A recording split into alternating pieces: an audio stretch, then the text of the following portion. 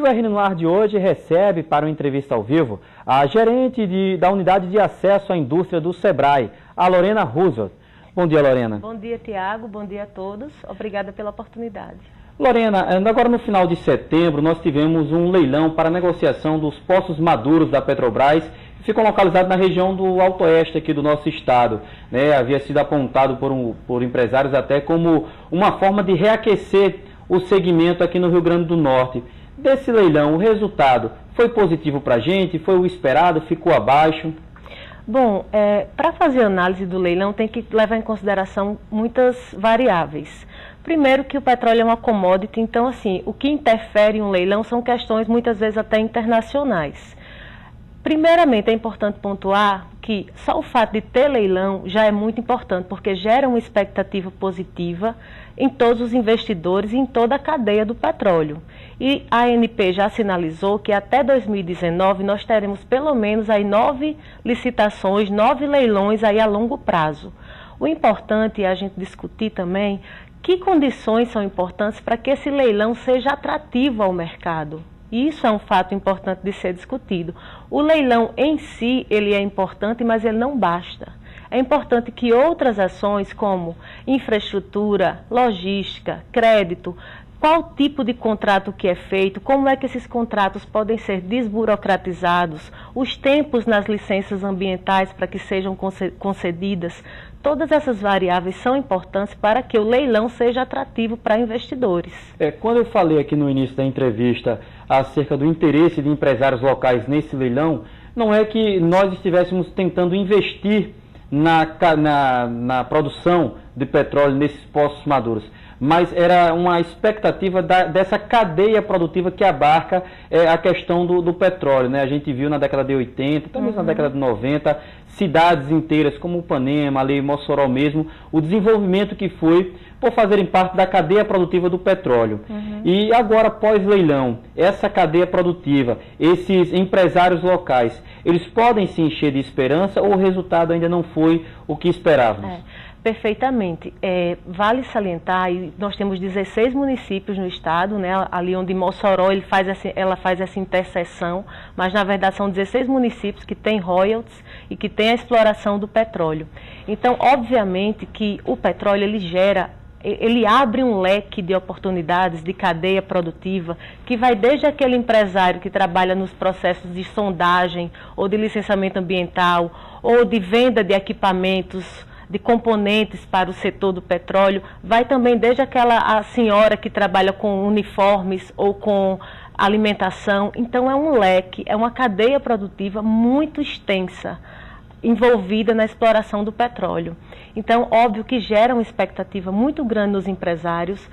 Em Mossoró existe uma organização chamada Rede Petro, que é um grupo de empresários que pertencem a essa cadeia produtiva e que estão constantemente provocando instituições federais, estaduais e eles próprios se organizando, visando voltar a dinamizar essa cadeia, dada a importância socioeconômica que essa atividade tem para o nosso estado. É um segmento, nós somos muito fortes na eólica, fotovoltaica agora despontando, mas nós somos primeiramente um estado produtor de petróleo, o maior produtor onshore de petróleo. Isso é muito sério, isso é muito forte e é uma atividade que precisa urgentemente de estratégias para a sua revitalização. Nesse sentido de tentativa de reaquecimento, de debater o assunto, de trazer em pauta, a partir de amanhã tem inclusive um fórum para tratar acerca dos resultados desse leilão, e dos próximos passos desse segmento. Perfeito. A partir de amanhã em Mossoró, no Hotel Garbus, então vai ser 4 e 5, agora de novembro, vai estar acontecendo o segundo Fórum Onshore. Esse fórum é organizado pelo SEBRAE e pela Rede Petro.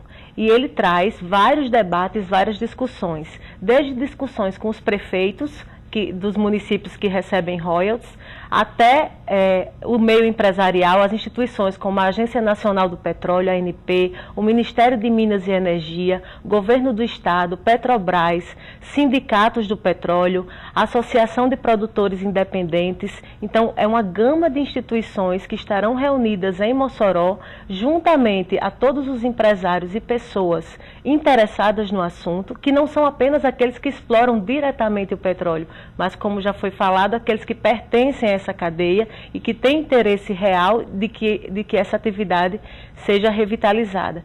Então, 4 e 5 em Mossoró acontecerão debates para que vai discutir justamente que soluções, que estratégias deverá o Estado do Rio Grande do Norte, em parceria com a Federação das Indústrias, inclusive com a Federação das Indústrias do Rio de Janeiro, que também estará aqui presente, que estratégias nós deveremos priorizar, visando revitalizar com urgência essa atividade e que isso transpareça nos próximos leilões.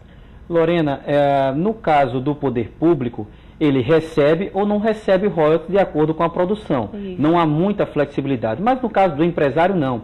Aquele que na década de 80, 90 investiu, por exemplo, em um restaurante, né, para que pudesse vender alimentação aos funcionários da Petrobras, e a gente vê isso muito no interior do estado. Esses empresários, eles já começam a pensar em um plano B, ou eles ainda estão buscando realmente o reaquecimento do setor para continuar essa ligação com a empresa agora que vem a operar os Poços Maduros? Tiago, nós temos as mais diversas situações. Isso fica visível, se basta fazer uma viagem ali pelo oeste, por aqueles municípios, que nós vemos que antes o que era muito pulsante, hoje é uma economia que encontra-se bem menos dinâmica. Então, tem empresas que se ressignificaram, que passaram a investir em outros ramos de atividade, até migraram para o setor eólico muitas vezes. Tem empresas que estão ali hibernando, sobrevivendo, aguardando dias melhores, e tem aquelas que infelizmente fecharam as portas. Isso é uma realidade patente, visível a quem vai naquela região oeste. A gente fala muito da questão do fechamento de empresas em razão da decadência dessa atividade aqui no Rio Grande do Norte, e você me falou 3 situações, né? Aquelas que estão se reinventando, a que continuam remando, tentando esse segmento, e as que já fecharam. Entre as 3, qual ainda é a predominante? Qual é a maior parcela desses? São dos que estão se reinventando, dos que fecharam, ou dos que ainda estão ali hibernando? O que nós percebemos é que, infelizmente, era para, há um tempo atrás, 5 anos atrás, quando a Petrobras já anunciava os seus planos de desinvestimento no onshore, quando teve as descobertas do pré-sal. Então, isso já apontava que haveria uma retração da atividade, pelo menos enquanto Petrobras. Então, o que nós vemos é que era muito importante naquele momento que o território, a região, tivesse se repensado.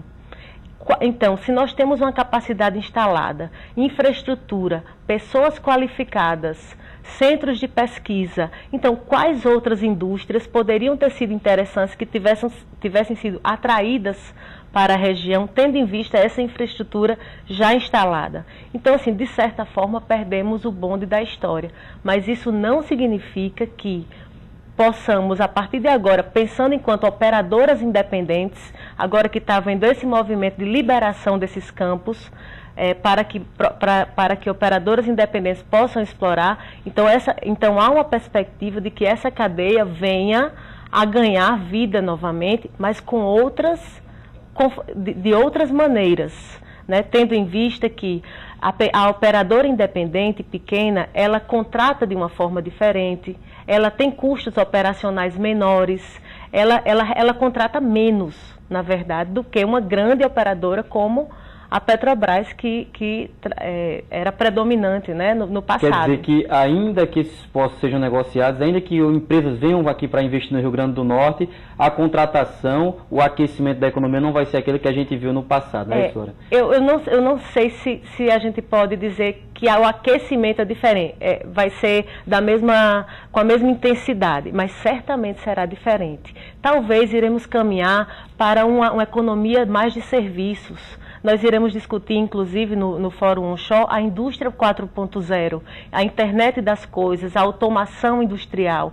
Então, essas coisas que estão acontecendo na atualidade impactam nesse segmento, então pode ser que não seja uma indústria tanto de exploração, inclusive do meio ambiente, mas que seja mais focada na inteligência, né, na inovação, na tecnologia, então que vai incluir pessoas, mas de uma forma mais especializada, né, com maior valor agregado. É isso que a gente espera. É isso, eu agradeço a sua participação hoje aqui no RNA, Lorena, e torcer para que realmente essas empresas que estão em dificuldade, que elas possam se reinventar, que elas não fiquem apenas aguardando os dias melhores, mas que consigam, se reinventando, fazer esses dias, né? A gente às vezes fica esperando muito do poder público de chegar a uma solução e esquece que muito desse motor está até mesmo nos próprios empresários que hoje questionam e pedem essa reativação dos poços. Perfeito, muito obrigada pela oportunidade. Só gostaria de lembrar e convidar quem tiver interesse em participar do Fórum Onshore. As inscrições estão sendo feitas pelo site do Sebrae, www.rn.sebrae.com.br, ou pelo 0800 570 0800. É gratuito e aberto para todos que tiverem interesse.